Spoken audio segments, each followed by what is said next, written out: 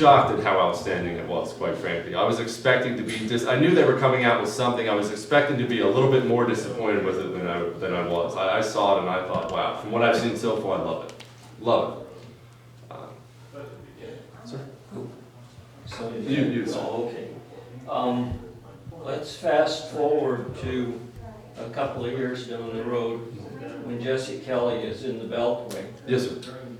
I want to know what's going to happen to Jesse Kelly because I'm old enough that I've seen so many of these cycles that I have a lot of hope when we elect certain people, and then I find out that they go back there and they get corrupted or they get compromised in some way. And I'm reading an email that I got that said the U.S. House and Senate voted themselves a $4,700 and a $5,300 raises while they froze Social Security. And they raised, Medicare will be raised $285.60 in 2 years. I don't know if this is fact. It's probably, I know my Social Security was frozen, so that part I do know. And it says a 2-year loss to us as individuals is about $1,600 a year. The 2-year gain for the Congress is $10,000.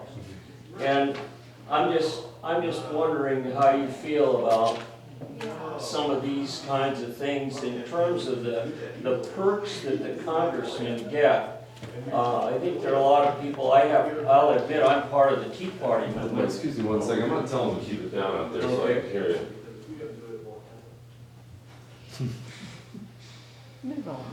Sorry, go ahead. I have to tell you that I'm part of the Tea Party movement, and one of the things that I'm really concerned about is seeing if we can't take a look at the kinds of perks that congressional people are getting, probably some term limits. Yes, sir. And that sort of thing. In other words, I've never been a believer that going to the U.S. Congress should be a career track. And so I'm just curious if you'll look down the road a couple of years. Sure. Let me address a lot of that. If I forget any of it as we go along, please remind me. First of all, how you keep yourself clean when you're there, it's all in who you surround yourself with. I mean, you're right, a lot of them go there, they lose their way, and it's terrible to watch because we're inspired, they go there, hey, this is going to be great, and then, my goodness, who is that person? But there are people, Duncan Hunter did 28 years in Congress, and if you walked in here now, you'd never know he was former chairman of the House Armed Services Committee. You'd think he was a farmer, just a normal person. He did it because he surrounded himself with the right people. It's all in who you surround yourself with, and it's all in how often you get back to your district.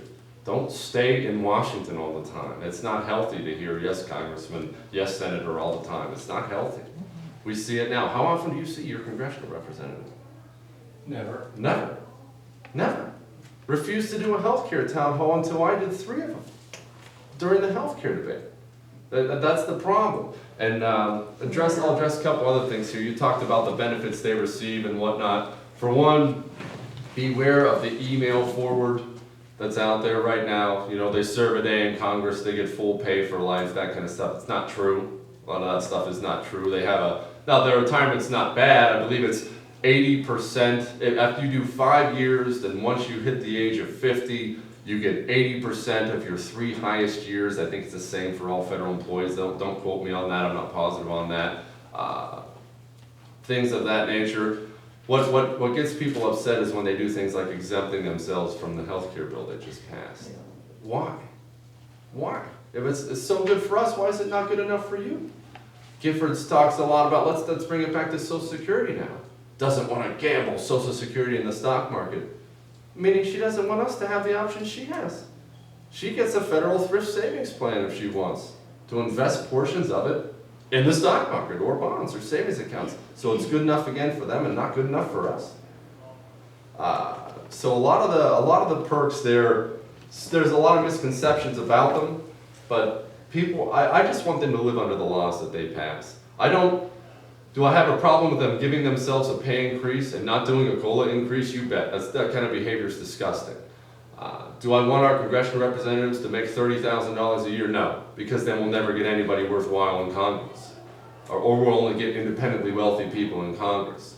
I don't think they should be there for a career. When you talk about term limits, I would vote for term limits. I would sign on as a sponsor to term limits, there's no question.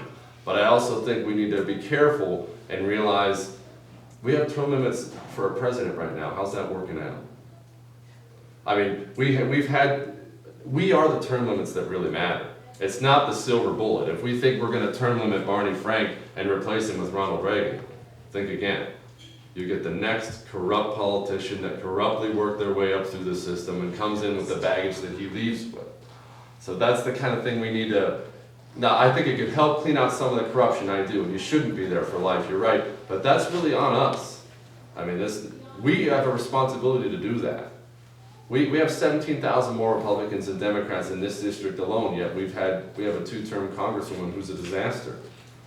We need to get rid of her. We need to focus on our ballot box, and others need to do the same. And we talk about wanting to get rid of Nancy Pelosi, as we all do. The best way to do that is to get rid of her gavel. Make her just another congresswoman from San Francisco.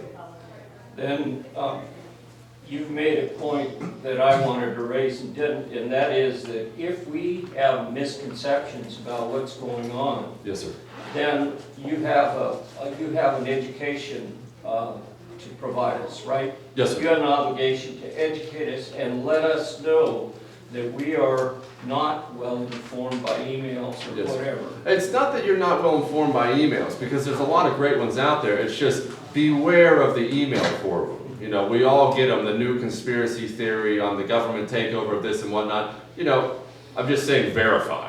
We just have to verify, because right now there's so much anger and fear towards this government, towards what they're doing, that out of that you're going to get a lot of things that are not true, because people are so scared and they don't know what's going on. And I don't blame people for being scared, but we just have to verify what we get. And you're right, it is my job, it will be my job as a congressional representative to set the record straight on things that I know, but that's why we do these things, so we can talk to people about that. As a people, we're always more vulnerable when we're ignorant about matters. Yes, sir. And so the better informed we are, the better chance it is that someone like Gabby Giffords can't lay these commercials on us Yes, sir. and have us believe them. I mean, if we know that they're false, then we just laugh at them. Yes, sir. And that's why, quite frankly, that's why it's been so inspiring this year, because people are so informed. They pay so much attention. So when these lying ads come out, more than anything else, we get flooded with phone calls of, she's lying, are you going to do something about this? You know, I mean, people are so informed this year that they don't believe that. You're right, because an informed public is all we need. We don't need any kind of major wave. We need an awake and engaged public that cares enough about politics, cares enough to get involved. And you're right. Sir? Yes, we're a representative form of government. Yes, sir. In other words, you represent us in Congress in the lawmaking profession. Yes, sir. Okay. Arizona's got a major, major problem, more so than most states, and that's our illegal immigration program that's involved. It's in the courts, and it's going to be wrestled with probably for another 6 months before they come anywhere close to a decision. In the meantime, we are suffering from cost overruns in so many cases because of that situation. Yes, sir. How can you stop this particular cost extravaganza? Yes, sir. I'd be very willing to look at you on that score. Okay. Yeah, it costs us about $2 billion a year to educate, incarcerate, and hospitalize illegal immigrants. Is that just in Arizona? That's just in Arizona alone, man. And that's an estimate right now. They say, this is a problem. They say they're estimating, now granted they're estimating because they're not checking IDs, they estimate that 40% of the care that's received for free in the emergency rooms, meaning care that we pay for, is received by illegal immigrants. I have a buddy who's in the Border Patrol, went to the hospital one night to visit, he had just got off work, went to the hospital one night to visit his buddy. His wife had just had a baby, it was just a check-in, all was fine. He walks in, there's 40-some people in the emergency room, goes back, sees her, sees his buddy, the baby's fine, said he was there for 2 minutes, walked out, it was empty. Empty. The nurses were asking him if he'd come back every night, because he was in his uniform. We have a big problem. We have a big problem. We need to build our double-layer border fence. You know that Gabrielle Giffords stopped construction of our border fence that was supposed to be built, defunded it. Because it's already passed, it's already legislated. Duncan Hunter got it passed, and actually Bill Clinton, to his credit, signed it. It's